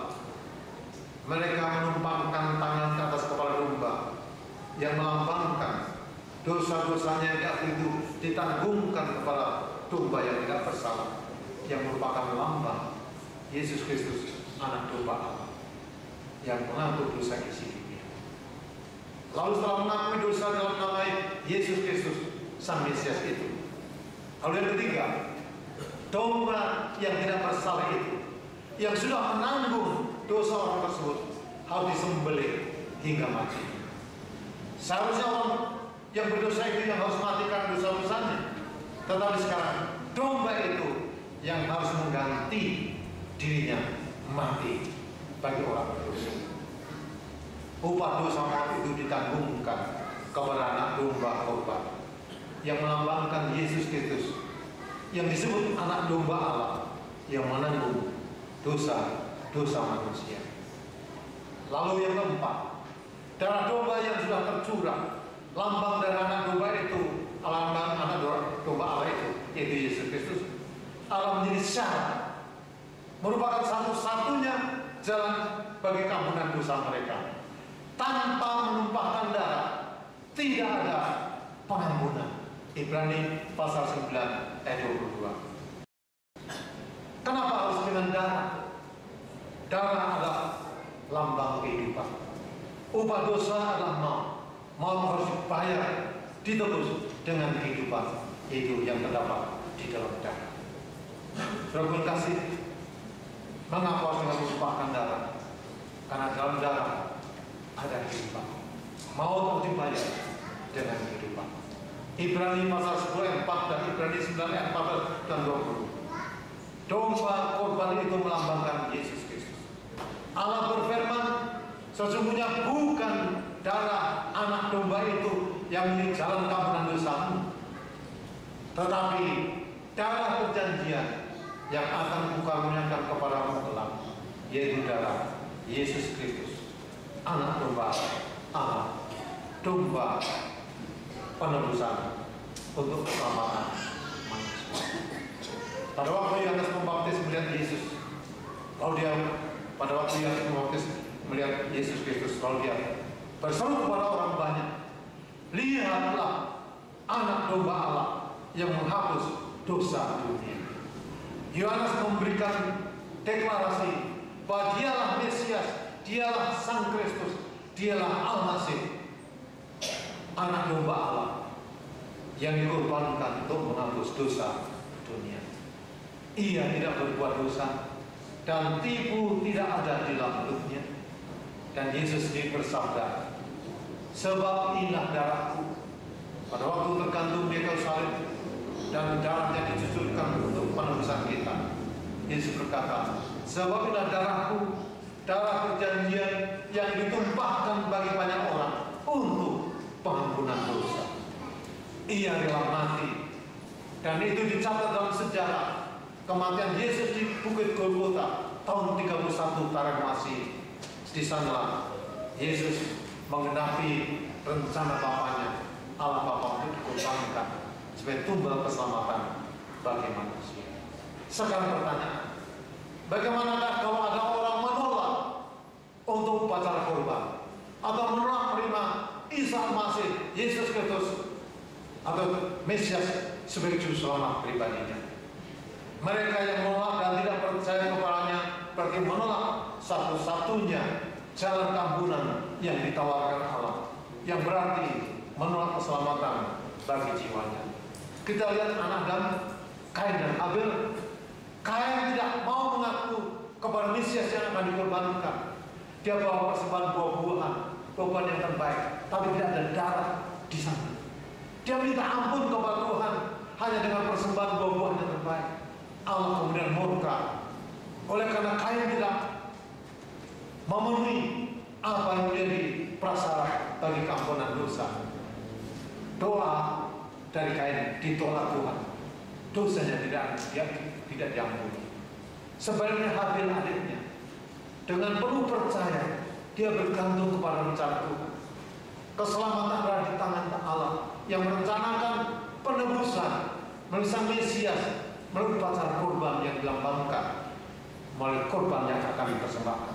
Dia mengambil domba korban yang tidak tercatat celah, lalu ditumpangkan tangannya di atas kepala domba sambil mengakui dengan penyesalan atas dosa-dosa yang telah dilakukan. Lalu disembelih domba itu dan dia memohon syafaat. Lalu Allah memberkati doa Habil. Dosa Habil diampuni Tuhan sehingga Habil berkenan di hati Tuhan. Pada waktu melihat itu, Kain marah kepada adiknya lalu dibunuh adiknya. Saudara yang kasih, menolak Isa Al-Masih berarti menolak jalan keampunan yang ditawarkan Allah untuk keselamatan manusia. 1 Petrus 1 ayat 18 dan 19.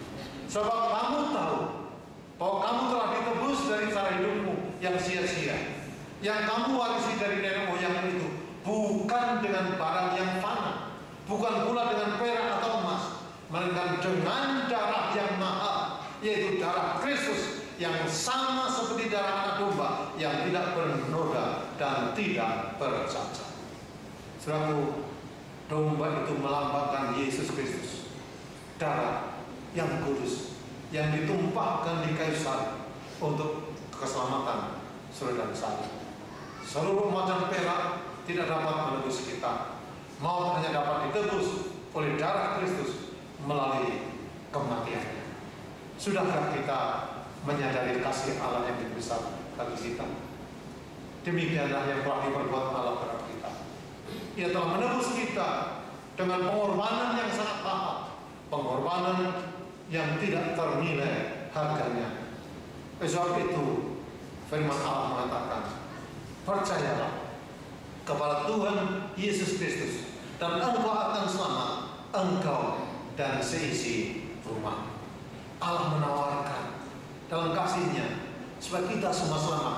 Tidak ada satu anggota keluarga kita yang tidak selamat. Ditawar oleh Tuhan. Marilah, percayalah, karena Mesias yang telah diutus dan dikorbankan bagi keselamatan jiwa. Esoknya dalam Roma 6:23, sebab upah dosa ialah maut, tetapi karunia Allah ialah hidup yang kekal dalam Kristus Yesus Tuhan kita. Pernyataan firman Allah ini jelas, upah dosa itu maut, tetapi karunia Allah, pemberian Allah dengan cuma-cuma ditawarkan kepada saudara untuk percaya kepada Kristus Yesus agar kita menerima korban penebusannya dan mendapatkan keampunan dosa. Sebab karena kasih karunia kamu diselamatkan oleh iman. Itu bukan hasil usahamu, tetapi pemberian Allah. Itu bukan hasil pekerjaanmu. Jangan ada orang yang memegahkan diri. Sama seperti pada waktu saudara jatuh dalam lumpur, itu lumpur yang menyedot. Ada orang masuk dalam lumpur, semakin dia berusaha, semakin dia tersedot.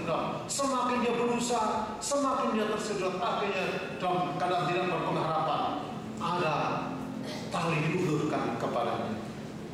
Itulah kasih karunia Allah. Tali uluran kasih karunia Allah diulurkan. Percayalah kepada Mesias yang menjadi jalan keampunan. Terimalah. Kalau orang itu memegang tali uluran kasih karunia Allah, lalu dia diangkat oleh Allah keluar dari lumpur dosa itu. Itulah Injil kasih karunia, pemberian Tuhan, bukan hasil usaha, tetapi karunia Allah kepada kita yang diberikan dengan cuma-cuma. Terimalah dia dengan percaya. Itulah yang dikehendaki Allah bagi kita. Yesus adalah jalan, kebenaran dan hidup. Maka kita menghargai dan menerima kasih karunia yang menyelamatkan itu. Maka kita menghargai kasih yang sangat besar yang rela mati untuk menanggung kutuk dosa maut bagi keselamatan kita. Sebagai orang berdosa, malah kita sanggup panggilan Tuhan, terima kasih oleh kasih-Mu. Seorang berdosa akan mati dalam dosa kami, kecuali Engkau menebus kami dengan pengorbanan darah Putra Tuhan. Tidak ada harapan bagi kami. Oleh sebab itu, malam ini saya mengundang saudara untuk berdiri bersama-sama saya untuk menyambut kasih Allah ini dan menyanyikan satu doa nyanyian sebagai sambutan kita mau mengasihi Dia, Mesias Juru Selamat yang telah mengasihi umat dari kita.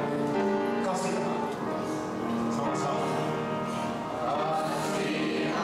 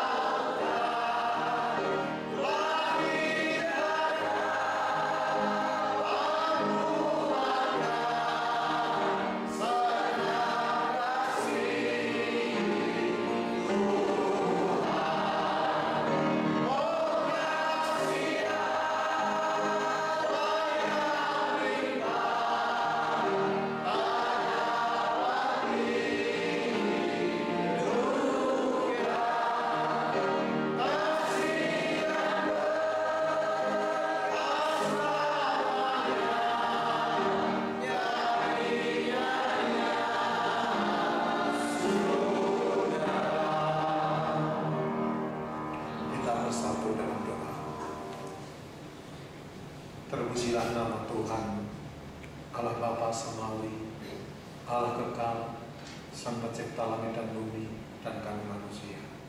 Engkau Allah yang Maha Baik, yang penuh kasih, yang telah menebus dan menyelamatkan kami melalui pengorbanan Yesus Kristus, Juru Selamat kami.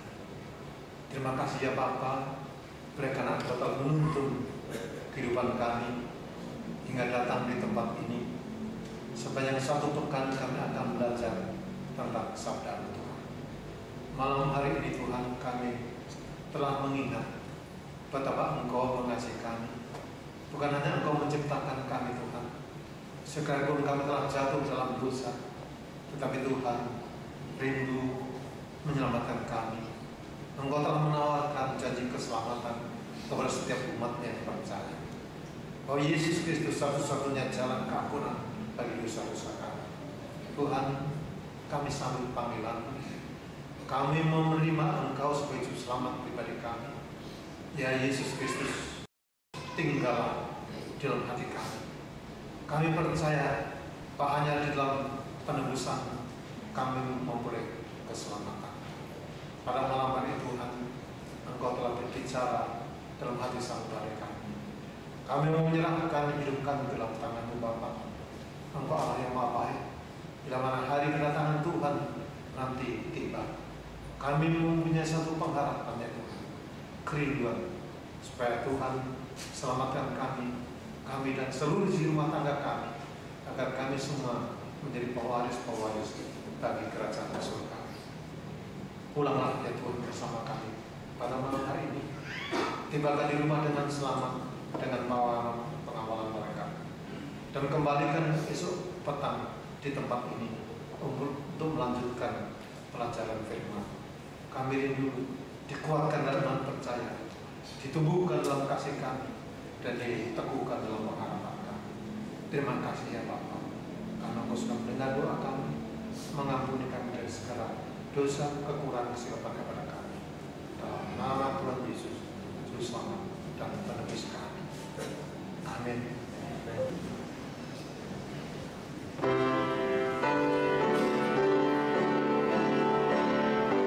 Kita nyanyikan lagu yang terakhir, kita punya satu pengharapan.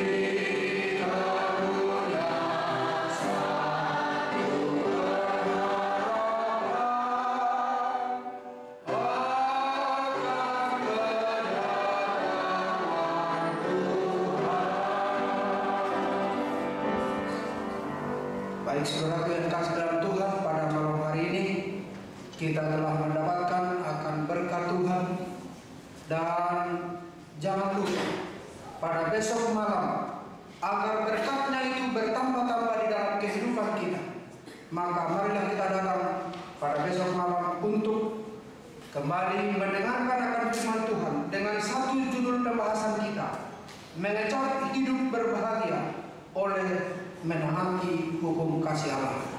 Yang kedua saudaraku, ada pengumuman kami bahwa besok ada pemeriksaan kesehatan, yaitu tes darah dan tensi bagi orang yang 40 tahun ke atas, jam 6 sampai jam 6.45. Inilah yang dapat kami sampaikan, dan biarlah kita pulang dengan damai. Tuhan kiranya boleh memberkati kita semuanya. Amin.